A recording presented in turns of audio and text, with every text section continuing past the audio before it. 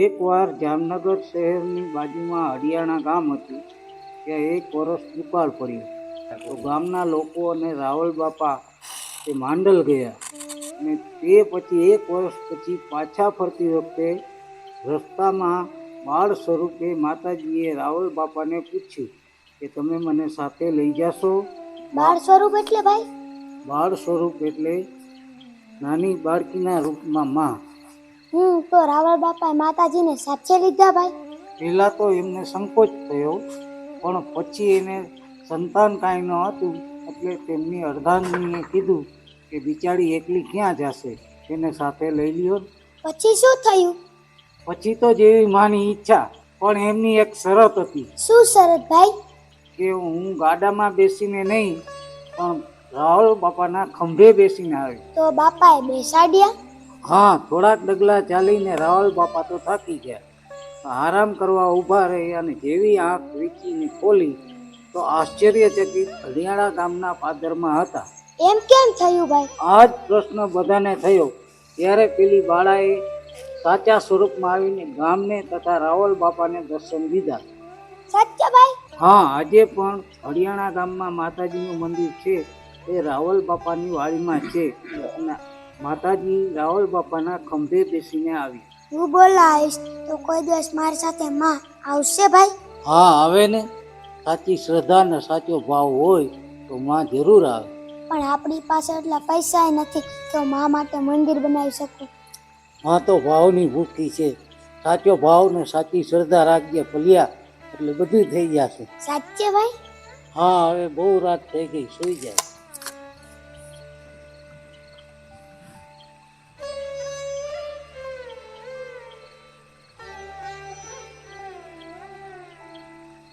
માં, હું તારા માટે મંદિર જરૂર બનાવીશ. જ્યાં મારા તને આશીર્વાદ છે તો એક દિવસ માનું મંદિર જરૂર બનાવીશ.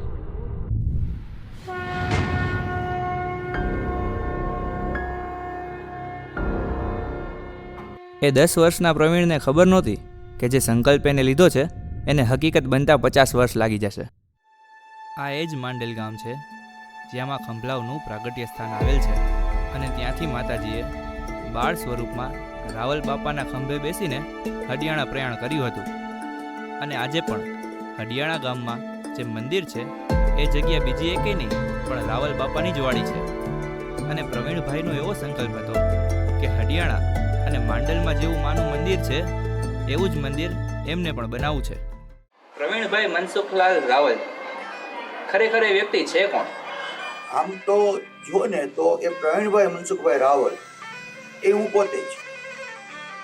અને જામનગર જિલ્લાના ધોતારપુર ગામમાં મારો જન્મ થયેલો 17/8/58. ત્યારે મારી એજ છે 68. અને મારા જન્મ બાદ મારી વય લગભગ 12 વર્ષની હશે. અને ત્યારે મારા ફાધર શિક્ષક હતા અને મારા દાદા પણ. ત્યારે મને એક એવો વિચાર હતો કે મારે ભવિષ્યમાં કોઈ માતાજીનું મંદિર બનાવવું, આવું મારું એક સ્વપ્ન હતું. આ સ્વપ્ન માટે એને આજે એમ માનો કે લગભગ 60 વર્ષ જેવો સમય થયો.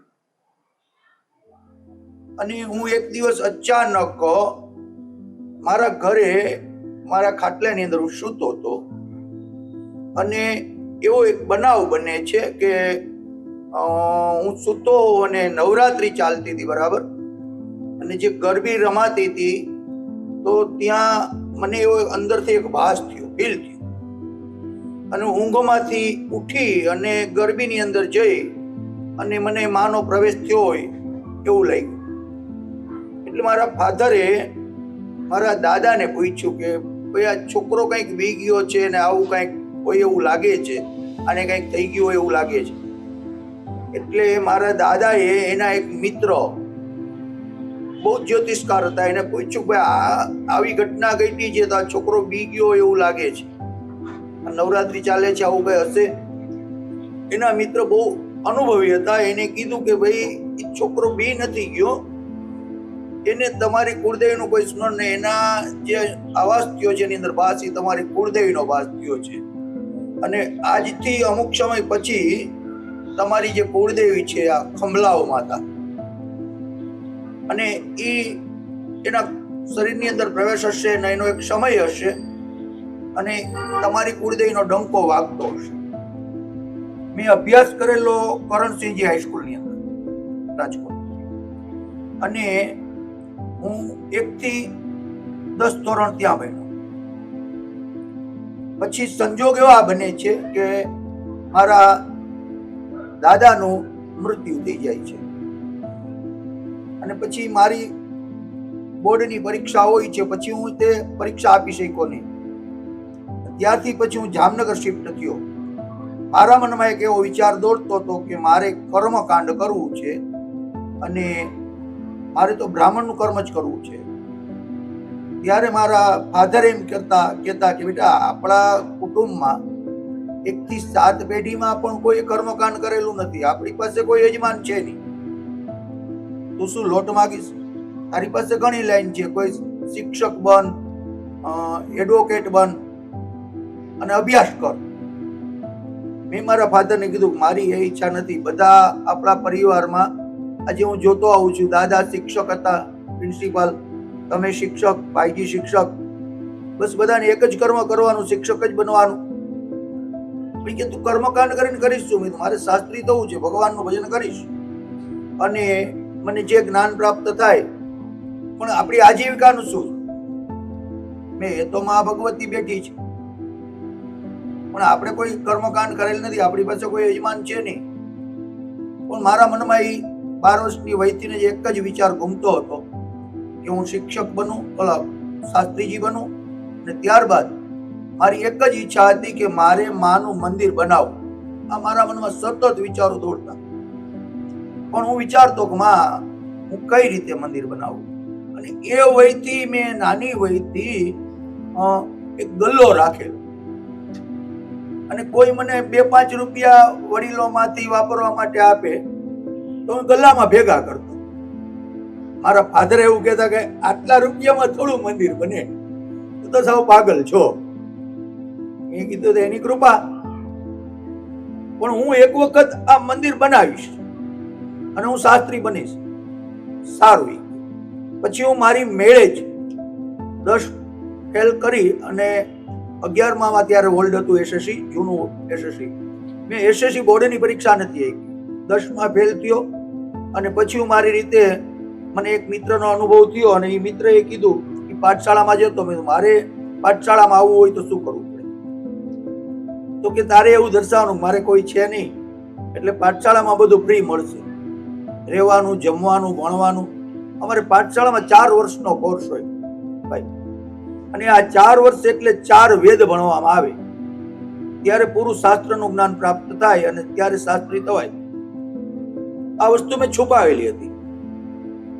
જ્યારે હું શાસ્ત્રી બની ગયો, 4 વર્ષનો મેં કોર્સ પૂરો કર્યો, ત્યાર પછી મારા પરિવારજનોને જાણવા મળ્યું કે આ છોકરો તો સ્કૂલની અંદર નહીં પણ પાઠશાળામાં ભણવા જાય છે. અને એને એનો ધ્યેય જ પકડી રાખ્યો. મારો એક ધ્યેય, મેં મારા ધ્યેયને નાની વયથી 12 વર્ષની વયથી મેં મારા ધ્યેયને પકડી રાખ્યો કે ભવિષ્યમાં જો એની કૃપા હશે મારી ભગવતીની, તો હું ચોક્કસ માનું મંદિર બનાવીશ ને ચોક્કસ શાસ્ત્રી થઈશ, અને એની કૃપા છે તો સારું એવું નામ અને સારું જ્યોતિષકાર બનીશ. અને આજે એ ઘણા સમય પછી એ સપનું મારું સાકાર થયું. પણ અને મને શોખ હતો ભાગવત આચાર્ય બનવાનો, ભાગવત કથાકાર બનવાનો. એના માટે હું ઘણા બ્રાહ્મણોના મેં અભિપ્રાય લીધા, પણ કોઈ મને સહકાર આપતું નહોતું કે ભાઈ આ એક ભાગવતકાર બને તો આપણા ધંધાની અંદર ઇમ્પ્રેશન ઊભી કરે ને આપણી સામે બેસશે કાલે. તો કોઈ મને એનું જ્ઞાન આપતા નહીં. પછી મારી પરિસ્થિતિ બહુ ખરાબ હતી, પણ મારો એક સંઘર્ષ, અને મને મા ઉપર એટલો વિશ્વાસ પૂર્ણ કે મારી મા ભગવતી મારી સાથે છે, તો અવશ્ય આજ નહીં તો કાલે પણ મારું સપનું સાકાર થશે જ. ત્યારે મારા બાપુજીને વિશ્વાસ બેઠો કે આ છોકરો એના ધ્યેયને પકડીને બેઠો છે, તો એને એવું કીધેલું કે બેટા તું શ્રદ્ધા અને ભરોસો રાખ, અવશ્ય મા તારા સપના સાકાર કરશે અને પૂર્ણ થશે. ને એક વખત તારી કુળદેવીનો ડંકો વાગ, અમે હોય કે ન હોય પણ ત્યારે કુળદેવીનો ડંકો વાગશે, મારા તને આશીર્વાદ છે. આવા મારા ફાધરે મને શબ્દો કીધેલા. ત્યારે હું રાતના સતત રૂમમાં મારા ભાગવત સપ્તાહનું જ્ઞાન શ્લોકો કંઠસ્થ કરતો, જેમાં 18,000 શ્લોક છે. રોજ 5 શ્લોક પાકા કરવા એવો નિયમ. પછી શું તો મારા ધર્મપત્ની મને એમ કહેતા કે ભાઈ તમે આ લાઈટ કાઢી નાખો ને, અમને ઊંઘ નથી આવતી. ત્યારે હું એને એમ કહેતો કે ભાઈ તમે ઉઠી જાઓ, પણ મારે તો 5 શ્લોક પાકા થશે પછી હું લાઈટ ઓફ કરીશ. આ રીતે મેં સંઘર્ષ કરી અને મારી રીતે ભાગવતની અંદર હું નિપુણ બન્યો. ઓલું કહેવાય છે ને કે માણસના સપના જેની ઓળખાણ હોય છે. તો તમારી આ ઓળખાણ બનાવવામાં તમને કેટલો સંઘર્ષ થયો, અને આ સંઘર્ષમાં તમારો સાથ કેટલા લોકોએ આપ્યો? આમ તો જોઉં ને તો મેં બચપનથી ખૂબ સંઘર્ષ કરેલો, પણ મને જે સાથ મળેલો એ મારા પરિવારનો, મારા ફેમિલીનો સાથ મળેલો. અમે ફેમિલીની અંદર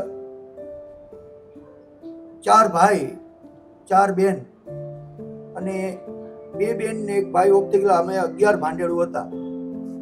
મારા ફાધરની પરિસ્થિતિ બહુ નબળી હતી, પણ માં ભગવતી ખંભલાવની કૃપાથી હું રાજકોટમાં આ પાઠશાળા કરી અને શાસ્ત્રી બન્યો. ત્યાર પછી મને દાદાની અને માની કૃપાથી કામ મળવા માંડ્યા, અને ધીમે ધીમે મારો સમય પલટાવા લઈ ગયો. પછી મને એમ થયું કે હવે મંદિર બનાવવાનો સમય આવી ગયો એવું લાગે છે. મેં મારા ફાધરને કોલ આપેલો, મારા ફાધરે કીધેલું બેટા તું શ્રદ્ધા રાખજે, મા ભગવતી તારા સપના અવશ્ય સાકાર કરશે અને તું ખૂબ આગળ રહીશ જીવનમાં. આજે મારા ફેમિલીના આશીર્વાદથી, વડીલોના, પૂર્વજોના, એમાં મારા ધર્મપત્નીનો, મારા બધા ભાઈઓનો, બહેનોનો, બધાનો મને ખૂબ સહકાર મળેલો છે. ખૂબ જે કંઈ મેં વિચાર્યું હતું કે આ સપનું સાકાર ન થાય, એ જે કંઈ થયું હોય તો મારા પરિવાર અને ફેમિલી દ્વારા. યુવાનોનો પણ જે મેન સહકાર છે એ મારા ફેમિલીનો, મારા પરિવાર, એમાં ખાસ કરીને મારા ધર્મપત્ની કે મને ખૂબ સહકાર. જ્યારે હું તૂટી જતો ને ત્યારે મને હિંમત આપતા, મારી બહેનો મને હિંમત આપતી કે ભાઈ તું મોરો શું પીડ્યો, એ બધું થઈ જશે. આમ હું જ્યારે તૂટી જાઉં, મનથી ભાંગી જતો કે હું શું કરીશ, ત્યારે મારું ફેમિલી મને હિંમત આપતું. મારા ભાઈઓ છે, મારા ભાઈઓએ પણ મને સહકાર આપ્યો છે કે ભાઈ તમે મોરે ન પડો, તમે આગળ વધો, અમે તમારી હારે છીએ, જે કોઈ સમય આવશે. અને આ રીતે આજે મારી માએ મને અહીંયા સુધી પહોંચાડ્યો. કેવું લાગ્યું તમને વ્યક્તિગત રીતે જ્યારે ખબર પડી કે માતાજીનું મંદિર બને છે? આટલા વર્ષોનો સંકલ્પ હવે હકીકત બનવા જઈ રહ્યો છે. સૌથી પહેલા તો બધાને ખબર હોય કે બાપ માટે દીકરી છે એ સૌથી વાલી અને લાડકવાઈ હોય. એટલે આમ જોવા જઈએ તો મને પપ્પાએ પહેલેથી બધી વાતચીત કરેલી હતી, અને જ્યારે પપ્પાએ વાત કરી કે આપણું મંદિર બેટા હવે એના માટે જગ્યા લેવાઈ ગયું છે અને હવે આપણે ભૂમિપૂજન કરવા જવાનું છે, અને એ પણ મુહૂર્ત તારા હાથે જ આવ્યું છે, તો એનાથી વિશેષ સૌથી વધારે હરખ કોને હોઈ શકે? મને તો સૌથી વધારે હરખ એ હતો કે માતાજીનું આવું સરસ કાર્ય મારા હાથે એનું શુભ મુહૂર્ત જવા તૈયાર થઈ રહ્યું છે. તો આના માટે તો હું એટલી ઉત્સાહી હતી, અને મને હજી દિવસ યાદ છે કે એ દિવસે સોમવાર હતો અને મારે ઉપવાસ ચાલતા હતા, અને હું કોલેજેથી આવી હતી વગર પાણી પીયા વગર. માતાજીએ કસોટી ઘણી કરી હતી, એવું નથી કે વગર કસોટીએ બધું થઈ ગયું છે. એટલે એ દિવસ તો હું ક્યારેય નથી ભૂલવી અને ભૂલીશ પણ નહીં. જ્યારે હણિયાણા જતા હતા ત્યારે મારા પપ્પાને કહેતી હતી કે આવું સરસ મંદિર આપણે બનાવી તો કેવું સારું. ત્યારે મારા પપ્પા કહેતા હતા કે ઈ તો ભાઈ હવે ભાઈ મોટા થાય ત્યારે ખબર પડે કે ભાઈની જેવી પ્રગતિ એવી રીતે થાય. ત્યારે આ ભાઈને એવું સંકલ્પ કર્યો તો બીજા નંબરના ભાઈએ કે મારે આવું હણિયાણા જેવું મંદિર બનાવવું છે, મારા પપ્પાનું સપનું પૂરું કરવું છે એમ. તો એને આ જો બનાવી બતાવ્યું. અમે જ્યારે આ મંદિરની વાત સાંભળી કે આ હણિયાણા જેવું જ આપણું મંદિર બને છે, ત્યારે અમને એમ થઈ ગયું કે હા અમારે કે અહીંયા હવે હણિયાણા નહીં જવું પડે, નજીકમાં જ માતાજી અમારે આવી ગયા સામેથી. તમે જે આ શૂન્યથી સર્જન કર્યું છે એના માટે કેટલી તૈયારી કરવી પડી? 2013માં પીપળિયામાં અમે આ મંદિરના પાયાનું મુહૂર્ત કરેલું, અને ત્યાર પછી ધીમે ધીમે કામ ચાલુ થયું ને સ્લેબ સુધીનું કામ પહોંચ્યું. પછી એમ હતું કે હવે 2013માંથી 2015-17માં તો કીધું આ મંદિર કમ્પ્લીટ થઈ જશે. 2015 સ્લેબ સુધી પહોંચ્યા હતા, સ્લેબ ભરાઈ ગઈ. પછી મને એવો અહેસાસ હતો મનમાં, ફીલ થતું હતું કે હવે તો આ 2017માં તો આ મંદિર બની જ જશે. ગમે એટલું તમે નક્કી કરી લ્યો, પણ જે માએ ધાર્યું હોય અંતે એ જ થવાનું. અને આ સપનાને હકીકતમાં બદલવામાં ઘણા સંકટો આવ્યા અને ઘણી કસોટીઓ થઈ પ્રવીણભાઈની. ઓમ શ્રી કમલાય નમઃ, ઓમ શ્રી કમલાય નમઃ, ઓમ શ્રી કમલાય નમઃ, ઓમ શ્રી કમલાય નમઃ, ઓમ શ્રી કમલાય નમઃ, ઓમ શ્રી કમલાય નમઃ, ઓમ શ્રી કમલાય નમઃ, ઓમ શ્રી કમલાય નમઃ, ઓમ શ્રી કમલાય નમઃ, ઓમ શ્રી કમલાય નમઃ, ઓમ શ્રી કમલાય નમઃ. और 1000 रुपए के करेंसी नोट लीगल टेंडर नहीं रहेंगे.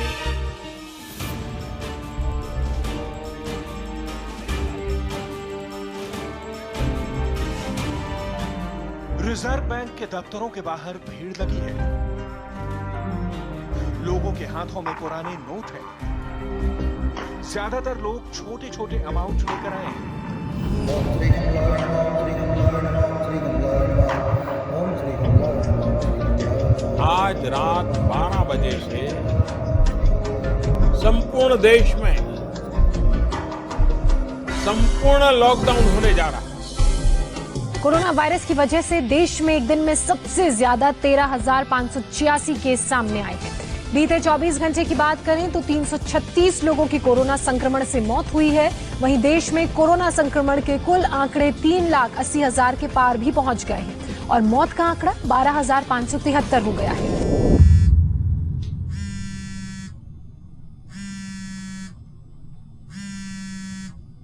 હેલો પ્રવીણભાઈ, આપણી જે 10 જણાની ટીમ હતી ને, જે ગુંબદ બનાવતી હતી, એ બધાને કોરોના થઈ ગયો છે. આપણે તાત્કાલિક મંદિરનું કામ ઊભું રાખવું જોશે. હેલો પ્રવીણભાઈ, હેલો પ્રવીણભાઈ, અવાજ આવે છે? જ્યારે મને જાણવામાં આવ્યું, મોટાભાઈએ કીધું કે આપણે આ નોટબંધીનો બહુ મોટો પ્રક્રિયા સમય ખરાબ ચાલી રહ્યો છે અને આપણા મંદિરની અત્યારે જે કામગીરી, બાંધકામનું કામ ચાલુ છે એ અત્યારે બંધ, સાવ ઠપ થઈ ગયું છે. એ દરમિયાન મેં એવું પણ જોયેલું છે કે મારા ફાધર મેન્ટલી ટેન્શનમાં રહેતા હતા, કારણ કે મંદિર અમે ઈચ્છતા હતા કે જેટલું બને એટલું ઝડપથી માનું મંદિર બને, અમે એની પારે જતા જાય, અમે એના દર્શન કરતા જાય. તો એ જે પીરિયડ્સ હતો, લોકડાઉન છે, નોટબંધી છે, ઘણા ફેસીસ, ઘણા અપડાઉન્સ જોવા પડ્યા છે, જેને કારણે એક સમય એવું પણ લાગી રહ્યું હતું કે મંદિર કદાચ નહીં બને. તો ભાઈ તો મૂંઝાણો કે પૈસા વિના તો મંદિર બનવું શક્ય નથી. થોડુંક મૂંઝાણો ભાઈ, પણ છતાં એને હિંમત ન હારી. એને એક સપનું તો પકડી જ રાખ્યું હતું કે ના, હું ગમે એમ કરીશ અને માં તારે મારી હારે રહેવું જ પડશે. તું મને તું ગમે એમ કરીશ ને તોય હું મારું સપનું તને અહીંયા નવીનગરમાં બેસાડીશ અને તારી સેવા પૂજા હું કરીશ એમ કરી અને હિંમતથી એને, હજી તો એ હિંમત હતી ત્યાં કોરોના આવ્યો. કોરોનામાં ઘરના સભ્યો થોડાક અમુકની અસર આવી તો માતાજીએ વિચાર્યું કે હવે શું કરશે. ઈ બધું વિચારવું પડે. મને એમ થાય કે હું તો આ માંદી છું, કેમ એને સાથ આપીશ, સહકાર આપીશ, એકલા શું કરશે. ત્યાર પછી અમુક સંકટ અને વિઘ્ન એવા આવ્યા જીવનની અંદર કે અમુક નોટબંધીનો એવો પ્રસંગ આવ્યો. ત્યાર પછી કોરોના કાળ આવ્યો અને અમારી જે એમાં એક બિલ્ડર હતા શરદભાઈ કરીને, એ બિલ્ડરનો પણ મને સહકાર પૂરેપૂરો મળેલો અને ત્યારે જે 10 માણસની ટીમ શિખર માટે કામ કરી રહી હતી મંદિરનું, ત્યારે એ કામ અટકી ગયું અને એ કોરોનામાં બીમાર થવાથી એ ટાઈમ ફેલ થઈ. પછી હું પણ થોડીક હિંમત હારી ગયો જીવનની અંદર કે આમાં કાર્યની અંદર મને રૂકાવટ આવે છે, મને ટેન્શન વધતું જતું હતું. રાત દિવસ ઊંઘ પણ ન આવતી, જમવાનું પણ ન ભાવતું, બેચેન રહેતો. ત્યારે મારું ફેમિલી, મારા પરિવારમાંથી મારા ધર્મપત્ની, મારો સન, એ એમ કહેતો હતો કે પપ્પા તમે શા માટે આ ટેન્શન લ્યો છો? જો તમને ભગવતી ઉપર આટલો પૂર્ણ વિશ્વાસ છે અને તમારી શ્રદ્ધા છે તો તમારું કાર્ય પૂર્ણ થશે જ અવશ્ય. સમય તો અઘરો હતો જે તમે પસાર કર્યો. પછી તમે શું કર્યું? પછી એવી ઘટના ઘટે છે કે હું હિંમત તો હારી જ ગયો હતો, પણ ત્યારે મા ભગવતીની કૃપાથી ને મારા બિલ્ડર શરદભાઈ હતા, એને એમ કીધું કે શાસ્ત્રી તમે ટેન્શન ન લ્યો, બધું થઈ જશે. પછી માણસ કે ને રાત પછી દિવસ અને દિવસ પછી રાતો, એમ ખરાબ સમયને તો જવાનું હતું જ. ખરાબ સમય તો પસાર થઈ ગયો, પણ પછી એક મા ખંભલાવની એવી કૃપા થઈ કે માણસ કે જ્યારે હું હિંમત હારતો ને એનું સ્મરણ કરતો ને, ત્યારે મને કોઈને કોઈ સ્વરૂપમાં, કોઈ ભગવાન સ્વરૂપે ત્યાં પીપળિયા ગામમાં એક મોસીમ તરીકે એક માણસ હતો ને એનો મને સહકાર મળ્યો કે તમે શા માટે હિંમત હારો છો. એ માણસે મા ભગવતીએ જ એને કેમ મોકલો હોય એ મને પણ ખ્યાલ નથી. અને શરદભાઈને પણ અમારા બિલ્ડર્સને પણ હિંમત આવી ને એને ધીમે ધીમે બીજી ટીમ શરૂ કરી, માણસોને બોલાવી અને કામને શરૂ કર્યું. અને એ માણસે મંદિરની અંદર ભગવાનનો માણસ, એમ કે જે ભગવાને જ મોકલો હોય એવો એક મોસીમ તરીકે એક માણસ પીપળિયા ગામમાં અમને પ્રાપ્ત થયો. અને એની કૃપાથી એને મંદિરનો કલર પણ એને કર્યો, મંદિરની લાઇટિંગનું કામ પણ એને કર્યું, પ્લસ ઉપર ધજા પણ એ ચડાવવા જતો જ્યારે કોઈ સીડીની કોઈની સુવિધા નહોતી થઈ, તો પણ આ રીતે આ મંદિરમાં મા ભગવતીએ કામ પૂર્ણ કરાવ્યું.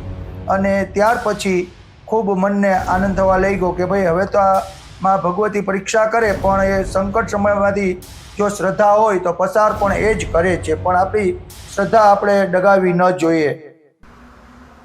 મંદિર બન્યા પછી એનો ઉત્સવ કેવો રહ્યો? અને આજે મંદિરને 2 વર્ષ થઈ ગયા, હવે કેવું લાગે છે? મા ભગવતીની કૃપાથી મંદિર તો સરસ મજાનું બની ગયું. મનને ખૂબ શાંતિ મળી. પછી વિચારતો હતો કે હવે ભગવાનને આમાં પધરાવવાના છે. મંદિર ભગવાન માટેની જે જગ્યાએ ઘર તો બની ગયું, પણ હવે એની અંદર ભગવાન તો જોઈએ ને. તો એના માટે મેં કંકોત્રી કાર્ડ જે છપાવવાનું હતું એ હું વિચારતો હતો કે ભાઈ મારે આના માટે શું કરવું જોઈએ, ઉત્સવ કેમ ઉજવવો જોઈએ, એના માટેના યજમાન, યજ્ઞ, પ્રતિષ્ઠા. તો બધા અમારું જે ખંભલાવમાનું મંદિર એમાં પ્રતિષ્ઠા કરવાની હોય તો 3 દિવસનો પ્રતિષ્ઠા યજ્ઞ કરવો પડે. અમે અમારું ફેમિલી અંબાજી ગયા હતા અને બધી મૂર્તિઓ ત્યાંથી લઈ આવ્યા. મા ભગવતી ખંભલાવમાની મૂર્તિ, સતી માતાની મૂર્તિ, પ્લસ મેં અમારે ગણપતિ અને મહાદેવની જ મૂર્તિ લેવાની હતી. તો મારા ધર્મપત્ની ને મારું ફેમિલી સાથે હતું. મારો સન કે પપ્પા મહાદેવને બેસાડીએ આપણે બ્રાહ્મણો, તો મહાદેવની સાથેનો આખો શિવ પરિવાર જોઈએ. તમે તારી વાત સાચી છે. પછી અમે આખો શિવ દરબાર લીધો. શિવ દરબારની અંદર ગંગા મૈયા, પાર્વતીજી, નંદી, કચ્છપ મહારાજ, ગણપતિ, હનુમાનજી, તો શનિ મહારાજ અને અમારા કુળમાં જે ભૈરવદેવ પૂજાય છે, રૂરુ ભૈરવ, એ પણ મૂર્તિ લીધી. ત્યાર પછી ખંભલાવમાં અને અમારા કુળની અંદર સતી માતા પૂજાય છે, એ પણ મૂર્તિ લીધી. તો અમારો સન ને એ કહે કે પપ્પા આપણે તો બ્રાહ્મણ છીએ તો આપણે ગાયત્રી માતા તો જોઈએ જ. તો વળી ગાયત્રી માતાની મૂર્તિ નિમણૂક કરી, શીતળા માતાની. પછી આખો રામ દરબાર ચોઈસ કર્યો. અને અમારું બજેટ જે હતું, પછી તો ઉત્સવ આનંદ હતો આમ મનમાં કે માં ભગવતી આ પૂર્ણ કર્યું છે, તો હવે આપણે ધામે ધૂમેથી આમાં ભગવાનને પધરાવવા છે અને બહુ મોટો ઉમંગ કરવો છે. પૈસાનું જે થવાનું હશે એ થશે, એની ઉપર છોડી દીધું બધું, નિષ્ઠા એની માટે રાખી. અને ત્યાર પછી અમે રામ દરબાર લીધો, રાધા કૃષ્ણની મૂર્તિ લીધી. આવી 21 મૂર્તિની ત્યાંથી ચોઈસ કરી અને ત્યાંથી મૂર્તિનું નક્કી કરી અને 1 મહિના પછીનું અમે મુહૂર્ત લીધું. ડિસેમ્બરમાં 2022માં ડિસેમ્બરમાં અમે એનું મુહૂર્ત કાઢ્યું. તો એ મુહૂર્ત પણ સેમ જે મુહૂર્ત મેં મારી દ્રષ્ટિએ કાઢેલું માનું સ્મરણ કરીને, એ જ મુહૂર્તમાં ભગવતીની અમારી પ્રતિષ્ઠા દિવસ હતો. એ જ મુહૂર્ત, એ જ દિવસ, એ જ તારીખ મળ્યા અમને. અને પછી પેલું નિમંત્રણ હડિયાણા અને માંડલ ગામે મોકલું.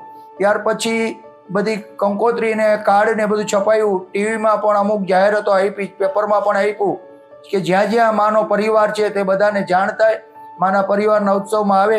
પછી મારે ગણતરી એવી હતી કે 11 કુંડ યજ્ઞ કરવો, તો 11 કુંડ યજ્ઞની વ્યવસ્થા કરી. એના માટે બ્રાહ્મણોની વ્યવસ્થા કરવાની હતી. તો બ્રાહ્મણોની એક આખી ટીમ, 11 કુંડ ઉપર 11 બ્રાહ્મણો, રોજના સવારથી બપોર સુધીનો યજ્ઞ, મહાપ્રસાદ અને રોજની પૂજા. આનું જે બજેટ હતું એ પણ જનરલ બહુ વિચિત્ર હતું, પણ માની કૃપા જ હતી. પછી તો મન છૂટું મૂકી અને માના ઉપર શ્રદ્ધા રાખી અને એવું સરસ દિવ્ય આયોજન કર્યું હતું. અને 5 ભૂદેવો અમારા સ્ટેજ ઉપરથી જે કાર્યક્રમ આપી રહ્યા હતા અને રોજનું કમસે કમ મારા યજમાન અને બધા પરિવારજનો, મારા કુટુંબીજનો, બહેનો, દીકરીઓ, ભાણેજડાઓ, બધાનો ખૂબ સહકાર મળ્યો. ખૂબ કે મામા અમે તમારી હારે જ છીએ, છોકરાઓને બધે તમે કોઈ ટેન્શન ન લ્યો અને આપણે ખૂબ આનંદ કરવો છે.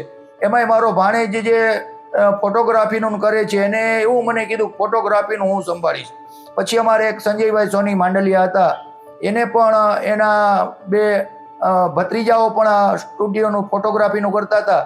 એ કે અમે બનાવશું, ફોટોગ્રાફીની ચિંતા તમે છોડી દો.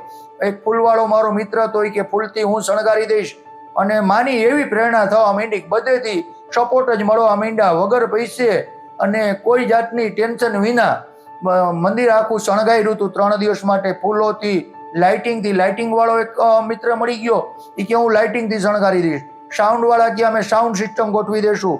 અમારા ભાણેજીને બધાએ કીધું કે અમે ફોટોગ્રાફીનું સંભાળી લેશું. ભૂદેવોએ મને સહકાર આપ્યો કે અમે આ બધી પૂજા વિધિનું સંભાળી લેશું. અને 3 દિવસ માટે ખૂબ જ જલસો. કેટેસવાળાને કહી દીધું તો રસોઈનું બધું જે કાંઈ કામકાજ પ્રસાદનું હતું એ બધું એને સંભાળી લીધું. અને 3 દિવસ સુધી ભવ્યથી ભવ્ય ઉત્સવ. પહેલે દિવસે 11 કુંડ ઉપર 2 જોડી સાતક બેઠાડેલા હતા પૂજાની અંદર યજમાનોને. અને ઓછામાં ઓછું પહેલે દિવસે લગભગ 2500 માણસ પ્રસાદ લેવામાં હતું. બીજે દિવસે એનાથી પણ ભવ્ય ઉત્સવ કે અમારા બધા ભાણેજી અને બધા સગા સંબંધી બહેનો દીકરીઓ બધા એવું કીધું, મારા ફેમિલી અને બધાએ, કે આપણે કંઈક પ્રોગ્રામ રાખીએ માના કાર્યક્રમમાં. તો સાંજે ગરબાનો ને એવો કલાકારો દ્વારા એ પણ માની કૃપાથી ફ્રીમાં બધા પ્રોગ્રામ કરી ગયા અને બહુ આનંદ આવ્યો. સાંજે પ્રોગ્રામ હતો ગરબાનો ને એવો, અને એની અંદર પણ અમે બધાએ ખૂબ લાભ લીધો, ખૂબ આનંદ કર્યો, ખૂબ ઉત્સવ ઉજવ્યો. બીજે દિવસે પણ સાંજે પણ પ્રોગ્રામમાં પ્રસાદ ને આવું બધું. ત્રીજે દિવસે પણ એવી રીતે બીજે દિવસે પણ 2500 માણસ જેવું, 2500 થી વધારે માણસ હશે. અને 2, 3 ને 4 તારીખનો કાર્યક્રમ હતો. 2 ડિસેમ્બર, 3 અને 4, 2022. એમાં 4 ડિસેમ્બરે મૂર્તિઓની સ્થાપના કરવાની હતી. 4 ડિસેમ્બરે ઓછામાં ઓછા 4000 માણસ હતા. અને એ ભવ્યથી ભવ્ય ઉત્સવ. અને એટલો આજે દિલને આનંદ થાય છે કે આ મંદિર બન્યું એને 2 વર્ષ પૂર્ણ થયા. અને એ ધજા ચડાવવા માટે ત્યારે શિખર ઉપર કોઈ ચડી શકે એવું પણ નહોતું. ત્યારે આ મોસીમ અમારો જે ભગવાનનો માણસ, જે કહેવાય કે માએ મોકલેલો, એ માણસે પોતાના પગના ફણા ઉપર ઊભા રહી અને 30 ફૂટનું શિખર ત્યાં જઈને ધજા અને શિખર ચડાવેલું. અને બહુ જ ઉત્સવ અને આનંદ, અને ખૂબ 3 દિવસ સુધી બધા આનંદ કર્યો. અને એ પૈસાનું જે બજેટ હતું એ અમે તો 2 થી 3 લાખ રૂપિયા માનેલું, પણ એ બજેટ ઓછામાં ઓછું 15 લાખ રૂપિયા પહોંચ્યું. ને એ પણ ક્યાંથી કેમ થયું એ મને કાંઈ ખબર નથી અત્યારે. એ મારી ભગવતી ખંભલાવની કૃપા. આજે 2 વર્ષ ત્યાં મંદિરને પૂર્ણ. અને અમે દર પૂનમે પૂનમ ભરવા જઈએ છીએ અને બહુ શાંતિ મળે છે. મંદિરે જાય છે એટલે એમ થાય કે અહીંયા જ મા પાસે જ બેઠા રહીએ. અને બધા પ્રસંગો અમે અહીંયા કરીએ છીએ, શિવરાત્રી, રામનવમી, જન્માષ્ટમી, અને બહુ મજા આવે છે.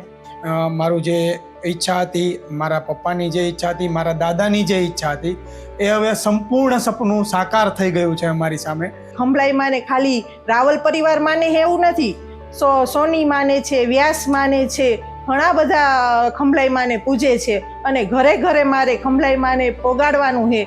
વિચાર્યું નહોતું ને એના કરતાં પણ બહુ જ સરસ મંદિર બનાવ્યું છે, જેની કોઈ અદ્ભુત એક કહીએ ને તો બધા મંદિરોમાંથી એક અલગ મંદિરની પ્રતિકૃતિ આપવામાં આવી છે. અને સૌથી વધારે જોવાનું એ હતું કે માતાજી કેવા હશે. અને માતાજીની જે મૂર્તિ બનીને આવી છે અને અત્યારે માતાજી ત્યાં બિરાજમાન છે, તો મંદિરે જાય તો એમ થાય કે જાણે અમે ક્યાંક આમ ફરવા ગયા હોય ને એવું લાગે. બારોબાર એવું લાગે, સરસ મજા આવે છે. આમ હરખાઈને અહીંયા જમીને રહીને એવી ઈચ્છા થાય છે. હજી આથી આગળ માતાજીની ત્યાં રૂમ ને એવું બધું બને ને તો બહુ જ મજા આવી જાય. એમ થાય કે ત્યાં રોકાશું રાત અને મજાના ગરબા લઈશું, માતાજી ગીત ગાઈશું, એવી બધી આપણી ઈચ્છા છે. કહેવાય છે ને કે જ્યારે જીવનમાં તમને એવું લાગે કે તમે હારી ગયા છો, હવે નહીં થાય, પણ જ્યાં સુધી તમારી માના આશીર્વાદ તમારી સાથે હોય ને, તો દુનિયાની કોઈ એવી તાકાત નથી જે તમને હરાવી શકે.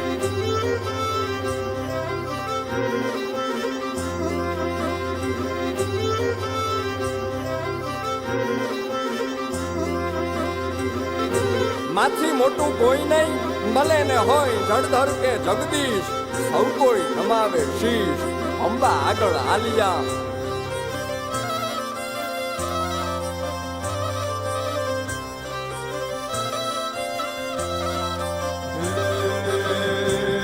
ભગવત તો બજીને સૌ ભવસાગર તરિયા,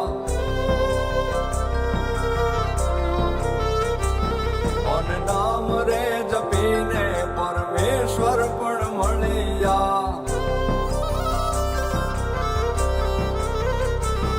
ભગવત તો ભજીને સૌ ભવસાગર તરિયા, નામ રે જપીને પરમેશ્વર પણ મળ્યા. હે તારે ખોડ ને ખેલવા મુક્તિ ન માગું, તારાથી કરે દૂર એવી ભક્તિ ન માગું. હે તારે ખોળને ખેલવા મુક્તિ ન માગો તારાથી કરે દૂર એવી ભક્તિ ન માગો માતાજી ભેરી છે મારી સુકામાં સુવાડે બિને પોડી પોતે પીડા પામુ પાંડે તજે સ્વાદ તોતે મને સુખ માટે કટું કોણ ખાતું મહાહેત વાણી